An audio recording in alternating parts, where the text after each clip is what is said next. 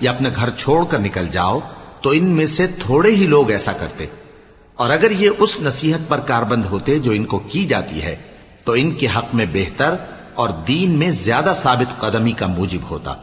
اور اس صورت میں ہم ان کو اپنے ہاتھ سے اجر عظیم بھی عطا فرماتے اور ان کو سیدھا رستہ بھی دکھاتے۔ اور جو لوگ اللہ اور اس کے رسول کی اطاعت کرتے ہیں وہ قیامت کے روز ان لوگوں کے ساتھ ہوں گے جن پر اللہ نے بڑا فضل کیا، یعنی انبیاء اور صدیق اور شہید اور صالحین، اور ان لوگوں کی رفاقت بہت ہی خوب ہے۔ یہ اللہ کا فضل ہے اور اللہ جاننے والا کافی ہے۔ مومنو، جہاد کے لیے ہتھیار لے لیا کرو،